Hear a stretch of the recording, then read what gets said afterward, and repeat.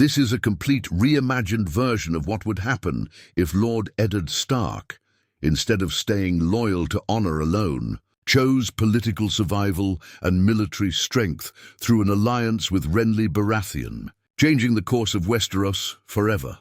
I'll now begin part 1, 700+ words, of this story in simple English. Like a natural flow of storytelling, no headings, no scene breaks. Just the immersive journey. The day King Robert died, the Red Keep turned colder for Eddard Stark. Though the sun was bright over King's Landing, Ned felt the shadows growing around him. Varys whispered of plots. Littlefinger offered deals wrapped in smiles, and Cersei's children sat too comfortably on the throne. Ned knew the game was turning deadly. In Robert's final hours, he had left the kingdom to Ned, naming him protector of the realm until Joffrey came of age. But Ned had no intention of letting a false king sit on the Iron Throne. In the original timeline, Ned had trusted honor over ambition. He had believed that truth would win in the end. But now, sitting alone in his solar, he stared at the sealed letter meant for Stannis Baratheon, the rightful heir by blood. He thought of the Lannisters, rich, dangerous, cunning. And then he thought of Stannis, cold, distant, and with no friends in court. Then came Renly. Renly Baratheon, charming and ambitious, approached Ned not with whispers, but with soldiers. "I have 100 knights behind me," Renly had said, his voice calm but sharp. "And I can have more by morning. Put your name behind me, Lord Stark. Make me king, and we can bring peace without bloodshed." Ned stared at him long and hard. "Your brother Stannis has the better claim." Renly didn't flinch. "But I have the better chance."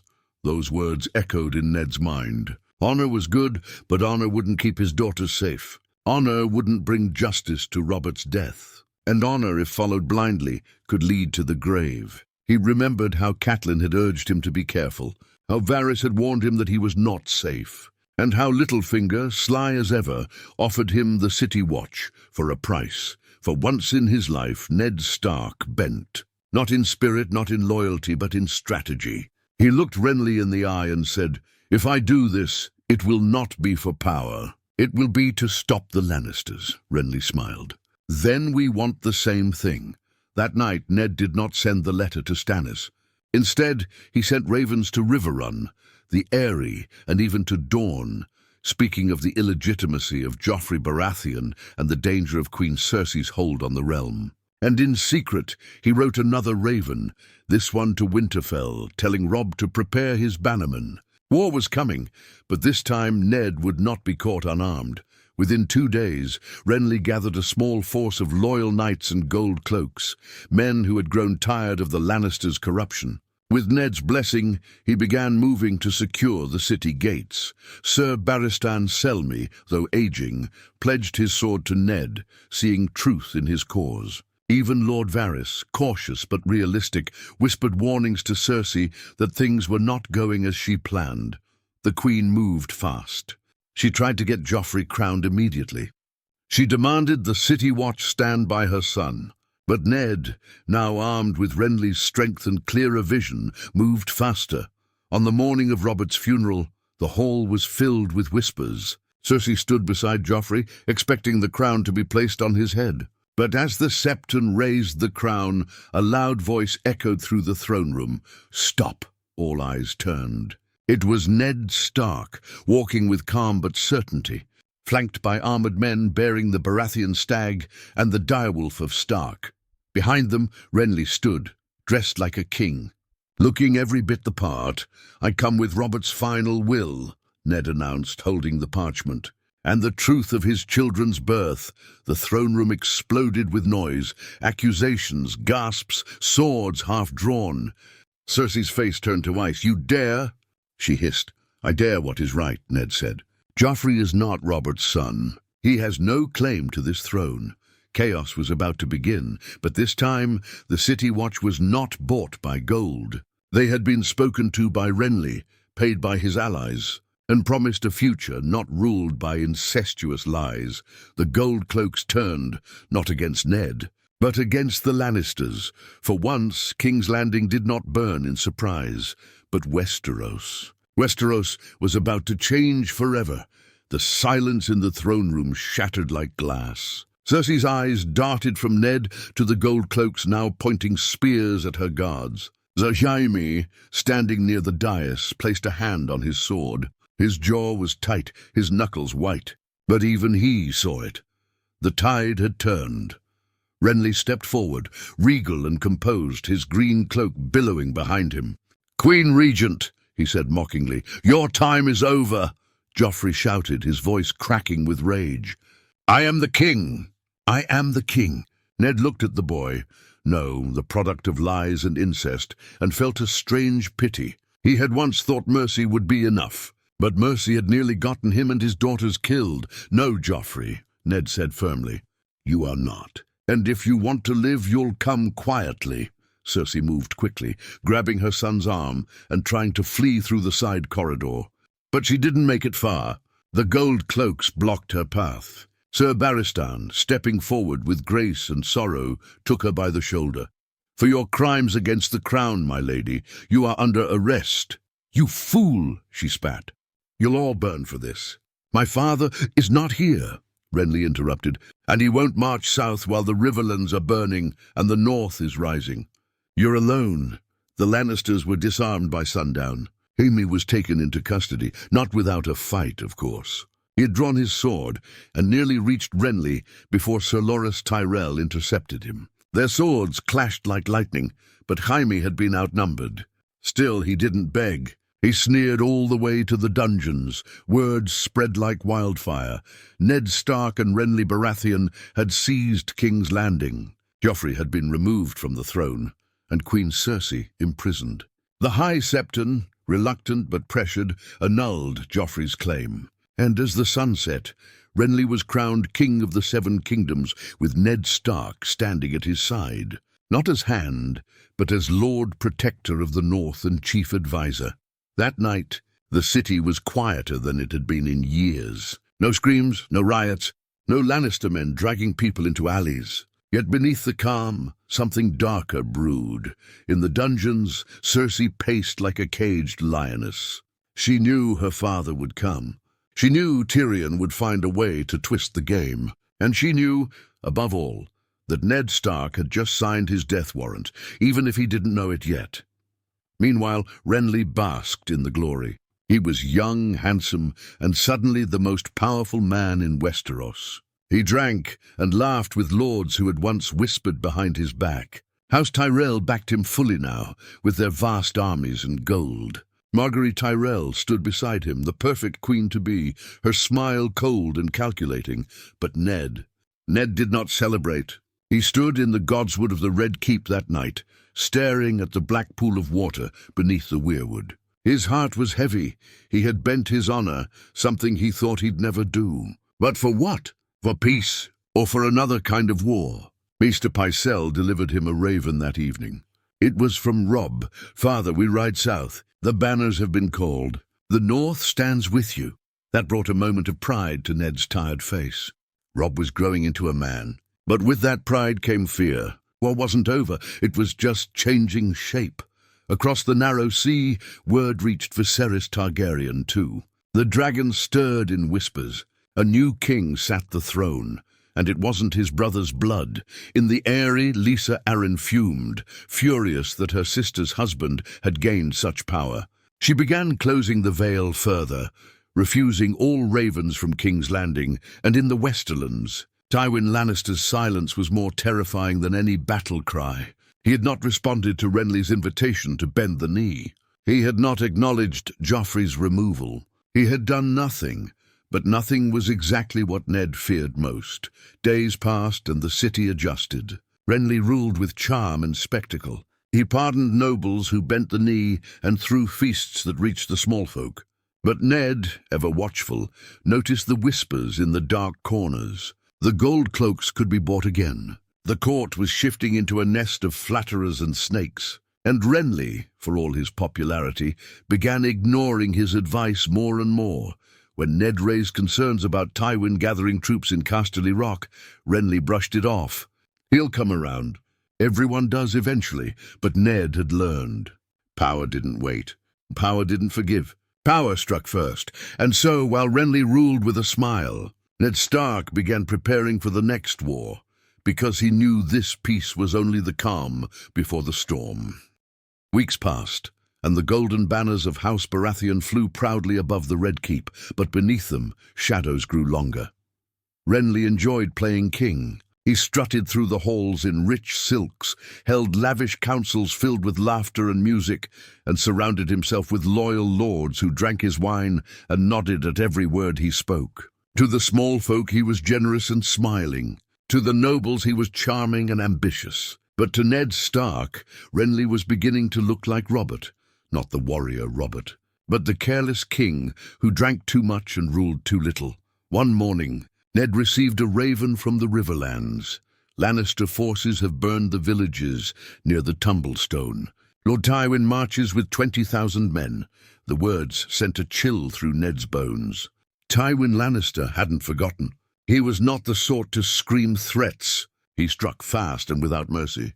Catelyn's brother Edmure had tried to halt the Lannister advance, but was being pushed back castle by castle. And now, with Jaime locked beneath the Red Keep and Cersei in chains, Tywin had no more reason to hold back. Ned stormed into the small council chambers, finding Renly sitting back with Lord Mace Tyrell and Sir Loras, eating sweetbread and joking about new tapestries for the throne room. "We have no time for feasts," Ned growled. "Tywin Lannister is marching." Renly waved a hand. "Let him march. He'll tire himself out. My bannermen from the Reach are assembling. We'll have the numbers.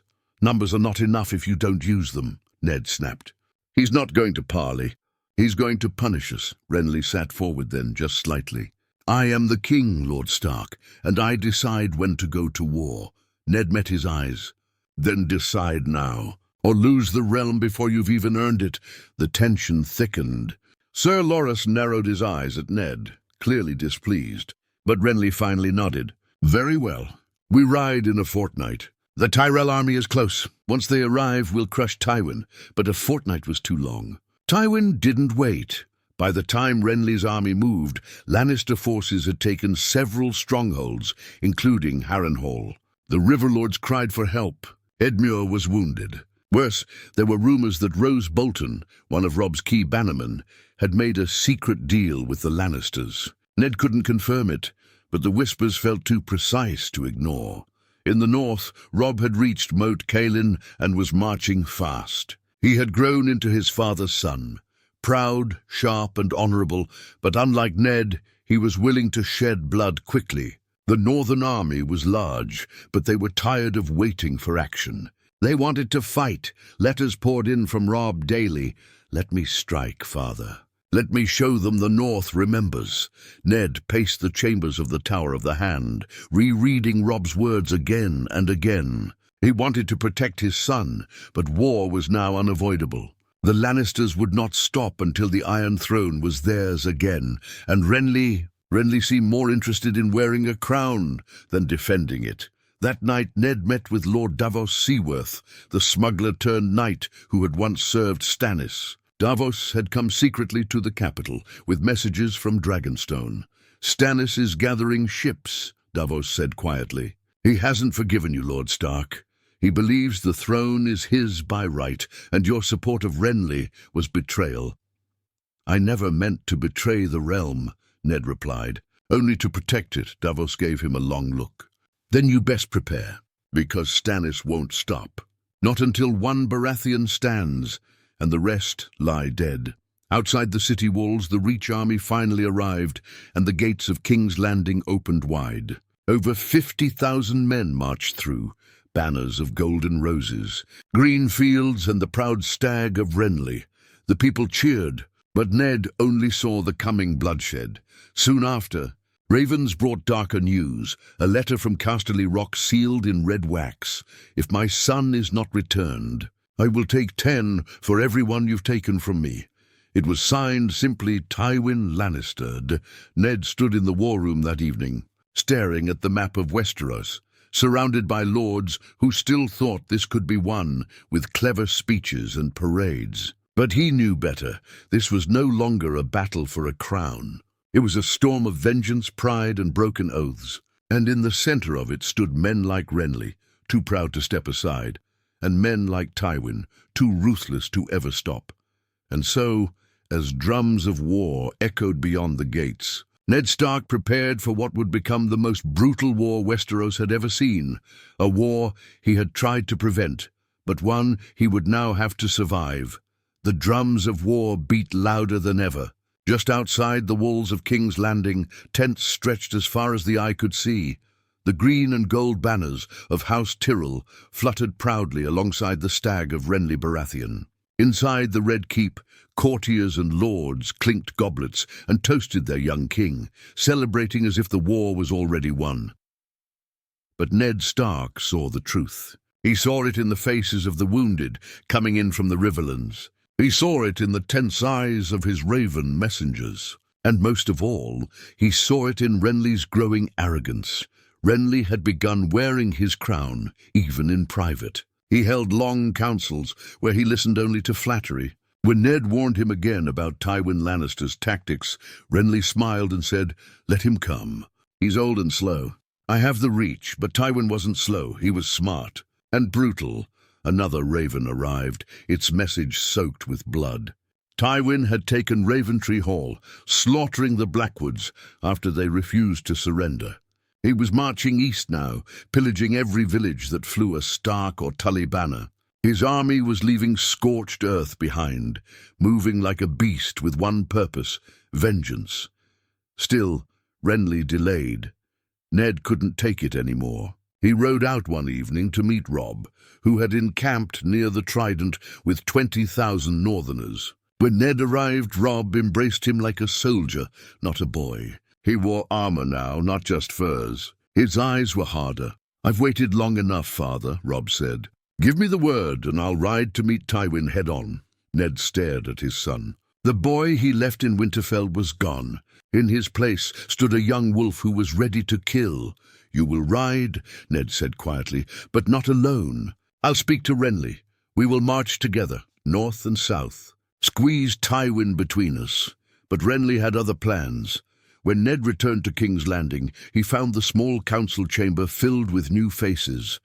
Mostly Reach Lords, mostly smiling too wide. Sir Loras now sat beside Renly at every meeting, and their whispers often drowned out Ned's words. At that council, Renly made a declaration. "I will lead the army west," he said, "to claim Casterly Rock and break the Lion's pride.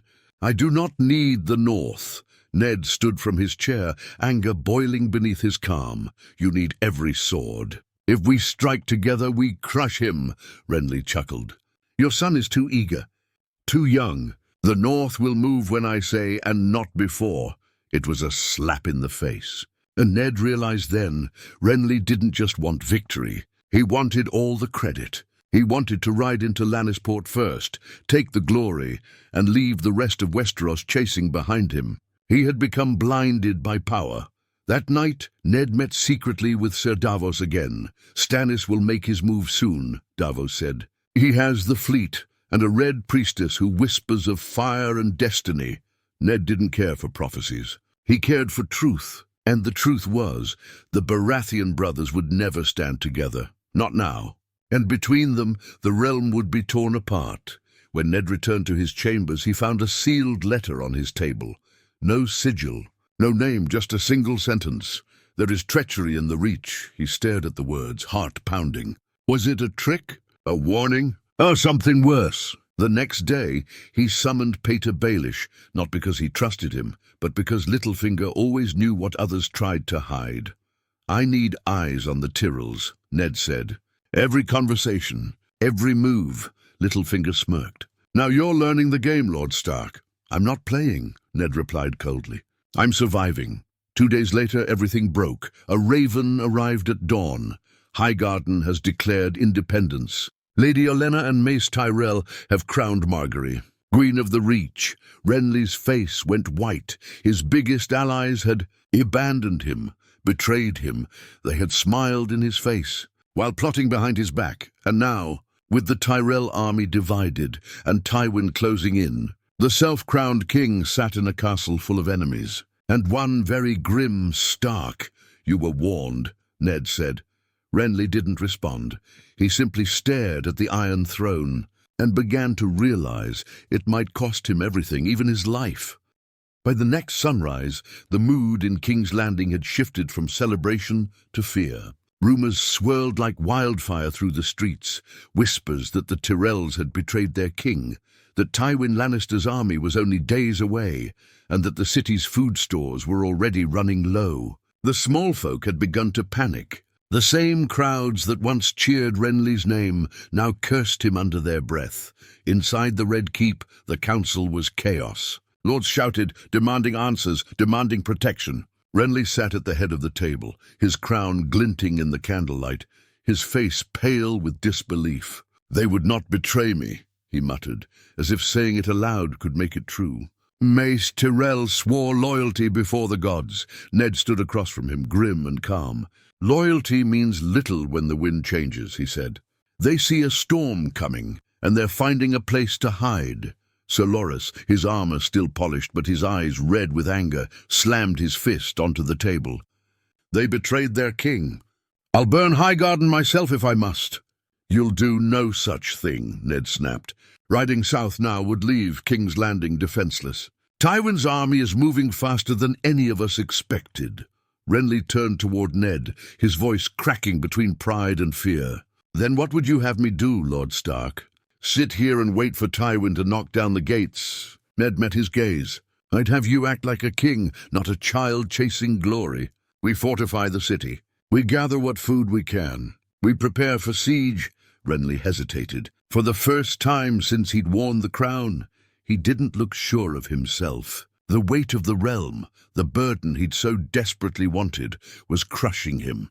That evening Ned walked through the lower streets of the city with only 2 guards. The people recognized him, whispering as he passed. Some begged him for food. Others cursed all lords equally. Different crowns, same hunger. One woman spat as he walked by. Ned had no answer for her. Back at the castle, Sansa and Arya were kept under heavy watch. Renly had ordered that the Stark girls be protected, though Ned suspected it was also to keep him loyal. Arya had taken to sneaking around the Red Keep again, learning secret paths and watching soldiers from the shadows. "Father," she said one night, "they're afraid." "The guards. They say the Lannisters have more men than we ever could." Ned knelt before her, brushing a strand of hair from her face. "Fear is a weapon, Arya. The Lannisters use it well. But we must be braver than them." She nodded, though her eyes told him she understood more than he wished she did. 3 days later, the bells of King's Landing rang, not for celebration, but for warning. Scouts had spotted the Lannister banners just beyond the Blackwater. The Lion had come. Renly assembled his men on the city walls. His armor shone green and gold, his banner fluttering proudly. "We'll make a stand here," he declared. "The city will hold." But Ned saw the cracks. The Reachmen had already begun deserting. The gold cloaks, loyal only to coin, were uneasy. And somewhere in the city, whispers said that one of the Lannisters' spies had infiltrated the Red Keep. That night, as Ned prepared defenses in the gatehouse, Littlefinger appeared beside him, smiling as though they were discussing wine instead of war. "You should have gone north when you had the chance," he said quietly. "King's Landing devours honorable men." Ned's hand tightened on his sword. "You'd sell your honor for a handful of gold, Baelish." Littlefinger's grin widened. "Of course I would. But at least I'd live to spend it." Before Ned could reply, the sound of thunder rolled across the river, not from the sky but from the ground. Siege engines. The first stones from Tywin's catapults slammed into the outer walls. Dust rained from the ceiling as soldiers scrambled to position. The war had reached the city. All night, the bombardment continued. Fire and stone tore through the streets. Renly's men fought bravely, but the Lannisters were relentless. At dawn, smoke rose above the city, and the air stank of blood and ash. Ned stood beside Renly on the battlements, both men exhausted, both covered in soot. Below them, the Lannister army gathered in ranks, thousands upon thousands of red and gold soldiers, their armor gleaming like molten steel. Renly turned to Ned, his voice hoarse. "If we lose the gates, I'll not be taken alive." Ned didn't answer. He watched as the sun rose, burning through the smoke. He thought of Robb still marching south. He thought of Winterfell, of the snow, of home, and then from the distance, a single raven came flying toward the city, its black wings glinting in the light. When it landed on Ned's arm, he saw the wax seal broken and the message scrawled in haste, "Hold the city. The young wolf is coming." For the first time in weeks, Ned Stark smiled. The North was on its way. The dawn that broke over King's Landing was blood-red. The sky streaked with smoke from burning towers and shattered homes. The Lannister siege had turned the once golden capital into a city of ash and screams. Walls trembled under the weight of siege stones, and the ground itself quaked with the march of thousands of armored feet beyond the gates. Lord Eddard Stark stood atop the battlements beside Renly Baratheon, watching Tywin Lannister's army spread like wildfire across the horizon. The banners, crimson with the golden lion, moved with terrifying precision. Siege towers rolled forward. Archers lined the ridges, their arrows already darkening the sky. Renly's face was pale, his youthful confidence now buried under a mask of desperation. "If your son does not arrive soon," he muttered, "we'll be crushed before nightfall." "He's coming," Ned said. The North does not abandon its own, but he knew hope alone wouldn't hold the walls. Already, the gold cloaks had begun to waver. Some had disappeared in the night. The Reach Knights who remained were fewer by the hour, many abandoning the cause after Highgarden's betrayal. King's Landing was no longer a capital. It was a battlefield waiting to fall. Suddenly a horn sounded in the distance, long and low. Not a Lannister call, another horn, then another. This time from the east. Ned's breath caught in his chest. From the King's Road, just as the sun cut through the smoke, came the sight that changed everything. A wall of steel and fur. Stark banners flapped in the wind, grey direwolves on white. Robb Stark had arrived. He had not come alone. Flanked by bannermen from the Vale, likely rallied by Lord Jon Royce, and trailing fierce mountain clans from the north. Robb's force descended like a second wave of fury. The Lannister lines faltered. Tywin's scouts must have failed him. He had not expected the young wolf to arrive so soon. Inside the city, horns blared. The people screamed, but this time not in fear. The name Stark echoed from the rooftops like a prayer. They remembered the man who had ruled with justice. They remembered the North's honor. Ned turned to Renly. "Now is our chance." "Open the gates," Renly hesitated. "If we open them, we risk the Lannisters breaking through first. They'll break through regardless. But if we don't act now, my son dies out there, and so do we." After a long moment, Renly gave the order. "Open the mud gate! Prepare for a counterattack." The gate creaked and groaned as it was drawn up. From within the city, what remained of Renly's loyal knights poured out. Ned led them personally, sword drawn, direwolf cloak trailing behind him, and for the first time since Robert's death, Lord Eddard Stark rode into battle. Outside the gates, chaos exploded. Robb met the Lannister front with the fury of winter itself. His dire wolf, Grey Wind, tore through lines of infantry like a spectre. The northern soldiers, tired but hungry for vengeance, screamed war cries that chilled the bone. Caught between the hammer of Stark and the anvil of King's Landing, the Lannister formation buckled. Tywin's banner still flew, but even he, the master of Cold War, was now face to face with wildfire. Not the kind born of dragons, but of Northmen with vengeance in their hearts. The city defenders joined the fray. From the towers, archers loosed flaming arrows. The smell of burning flesh filled the air. Ned fought like a man with nothing left to lose, cutting down Lannister knights with grim precision. At one point his sword clashed against that of Kevan Lannister, and only a last-minute strike from Ser Barristan saved him. And then, amidst the smoke and carnage, Ned saw them, Robb and Tywin, face to face on the battlefield. Robb was bloodied, young, but his sword was steady. Tywin, older and armored in red steel, stood like a stone wall. They fought fiercely, the old lion and the young wolf, but Robb was not alone. Ned reached them just as Tywin's blade nicked Robb's shoulder. With a roar, he struck Tywin's sword away, pushing the Lord of Casterly Rock back. Surrounded, outnumbered, and bleeding, Tywin finally gave the order, retreat. The lion broke, his army scattered, many captured, many slain. And as the sun dipped below the smoke-choked horizon, the field outside King's Landing was littered with bodies, but it belonged to the wolves and stags.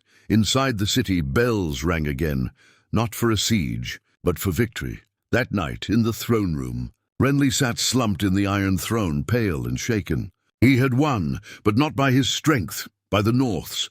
Ned entered the hall, his armor still stained with blood. Robb walked beside him, wounded but proud. The hall went quiet as father and son approached the throne. Renly opened his mouth to speak, but Ned raised a hand.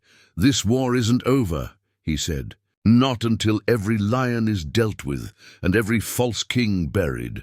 Renly said nothing, because for the first time, everyone in the room understood. Ned Stark had become more than a hand. He was now the true power behind the throne, and he wasn't done yet. The victory over Tywin Lannister should have brought peace. The banners of House Stark and Baratheon now flew over a bloodied but standing King's Landing. Tywin's army was broken, retreating west, and thousands of his men had either bent the knee or were locked in the dungeons beneath the Red Keep. The city, for now, was safe. But peace in Westeros was a lie people told themselves between wars.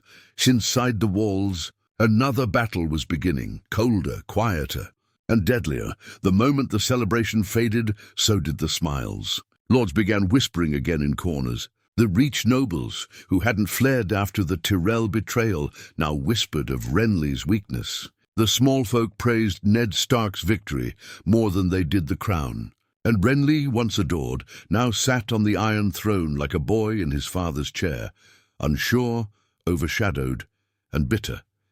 He was losing control, and he knew it.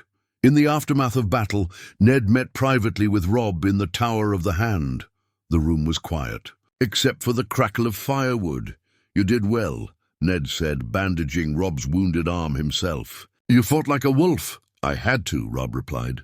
"You needed me." There was pride in his voice, but there was something else too. Expectation. Ned could feel it. His son had led an army, liberated the capital, fought a lion. He wasn't a boy anymore, and he didn't come south just to be thanked and sent back home. "You should return to Winterfell," Ned said carefully. "The North needs a Stark. With Tywin broken, we can push for peace." Robb stared at him. "Peace after what the Lannisters did to us? They tried to have you killed. They still hold Sansa hostage in their own twisted way. And you want peace?" Ned exhaled slowly. "I want our people safe." Robb shook his head. "No, father. You want honor. But honor won't rebuild our lands. It won't stop the next war. We have power now. We should use it." The words struck Ned deeper than he expected. He saw his reflection in Robb, but darker. A version molded by war, betrayal, and loss. And he wondered if this boy in front of him was still his son, or something new. Meanwhile, in the throne room, Renly faced his own doubts.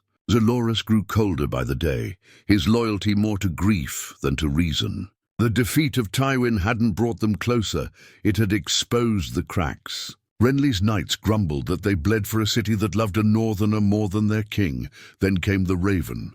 From Dragonstone, I, Stannis Baratheon, first of my name, rightful king of the Seven Kingdoms by law and blood, do hereby declare war on the usurper Renly Baratheon and his northern traitors.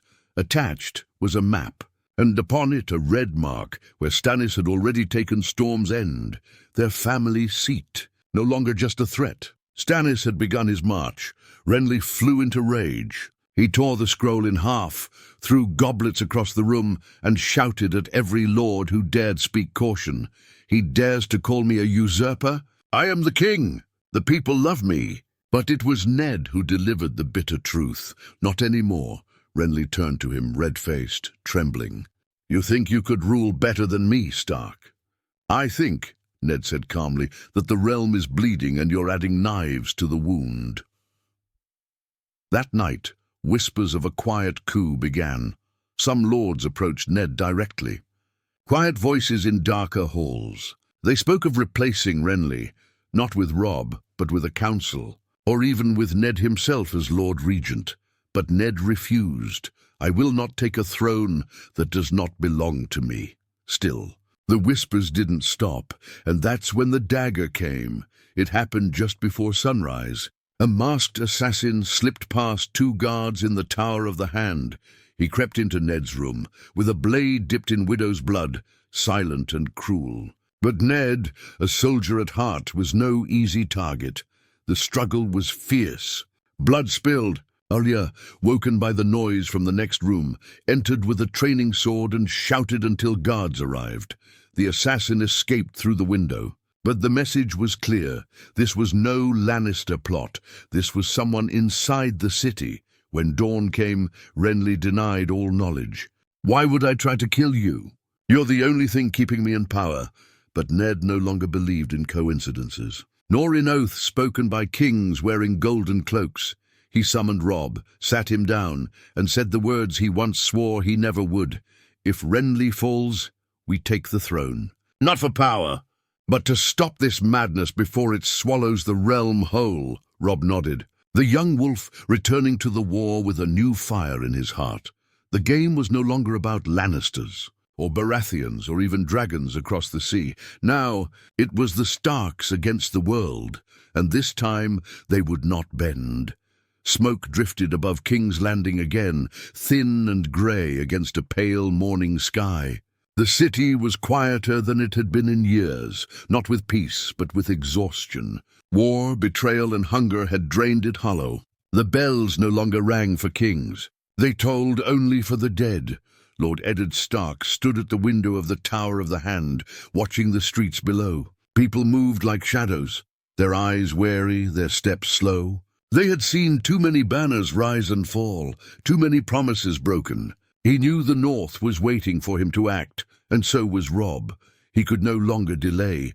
Renly Baratheon had shut himself in the throne room for 2 days, surrounded by a handful of knights and fewer friends. The news from the south had shaken him. Stannis was marching with ships and soldiers from Dragonstone, and whispers said a red-robed priestess walked at his side, speaking of gods and fire. Even the air itself seemed to tremble when she was near. That night, Ned went to speak with Renly one last time. The Iron Throne loomed behind the young king, black and sharp as ever. Renly looked smaller on it now, his crown crooked, his eyes ringed with sleeplessness. "You came to tell me to surrender," Renly said bitterly. "I came to tell you to survive," Ned replied. "Stannis will burn this city to the ground if he must. His faith is not in people, it's in fire," Renly laughed without humor. "And you'd have me give him my crown, kneel to a man who'd see me ash on his altar? I'd have you save your people before they burn with you." For a moment, Renly said nothing. Then he looked up at the Iron Throne, as though realizing it was never meant for him. "Robert would have listened to you," he whispered. "He trusted you more than any of us." "Robert knew when to fight and when to stop," Ned said quietly. "You must learn the same," but Renly was past reason. "No. If my brother wants my throne, he'll have to take it over my corpse." When Ned left the throne room, he knew the city would soon be at war again, this time Baratheon against Baratheon. That night, the sea began to glow. From the walls, Ned watched lights flicker on the horizon. Then came the sound, the steady rhythm of drums. Stannis's fleet, dozens of ships, sails black as pitch, cutting through the water like knives. Renly's banners were raised by dawn, his remaining forces rushing to the docks to prepare for another siege. The gold cloaks hesitated, their loyalty uncertain. The people fled to the hills. Ned met Robb at the gates. "We can't hold another siege," Robb said. "Half the men we have left can barely stand. Let me take the Northmen home. We'll rebuild, gather our strength." Ned shook his head. "If Stannis takes this city, he'll take the realm. There will be no North to go home to." He looked to his son and saw in him the same fierce spark that once burned in Robert's eyes. "But we won't fight for Renly either," he said at last. "Not anymore," Robb frowned. "Then who do we fight for?" "For the living," Ned said. For our own, before the sun rose, Ned made his move. With 1,000 northern men, he took control of the gates and the armory. His command spread through the city like cold wind. When Renly's men came to demand entry, the northerners barred the doors. For the first time in history, the Stark direwolf flew alone over King's Landing. By mid-morning, the fleet of Renly Baratheon arrived in Blackwater Bay. Fire lit the sky, green, red and orange, as his ships launched barrels of wildfire toward the shore. Renly's knights screamed as the harbour turned into an inferno. From the chaos emerged 2 riders, Renly and Sir Loras, fleeing through the smoke toward the city gates. Ned met them there, his sword drawn. "Let us in," Renly shouted. "For the love of the gods, open the gates." Ned's face was carved from stone. "If I open these gates, Stannis follows. The city dies," Renly's voice broke. "You can't do this. I'm your king." "You were," Ned said quietly. "But the realm has no more kings. Only survivors." For a heartbeat their eyes met, the young dreamer and the weary soldier. Then Ned gave a single nod to his men. The gates closed. Renly's army was consumed in the fire that followed. By nightfall, the Blackwater burned green as summer grass, and the screams of dying men echoed all the way to the Red Keep. When dawn came again, the fires had died. The ships of Stannis were gone, half sunk, half scattered by wind and tide. And King's Landing, scarred and broken, still stood under the direwolf banner. In the great hall, Ned sat not upon the Iron Throne, but before it. The lords who remained came one by one to bend the knee. Even those who had cursed him before now looked to him as the only man who could hold the realm together. Robb stood beside him, quiet but proud. "What will you do now?" he asked. Ned looked at the throne. Twisted steel, cold and sharp, a monument to every sin that had brought them here. "I'll not sit it," he said. "No man should. We'll rebuild the north and the riverlands. The rest can choose their own fate." Robb smiled faintly. "And the south?" Ned looked out the window toward the distant sea. "Let them fight over ashes." Outside, the bells rang once more, not for war, but for an end. The wolf had survived the lions, the stags, and the flames, but in the far east, beyond the narrow sea, a new sound rose in the wind, the cry of dragons. And the Game of Thrones was not finished. It was only beginning.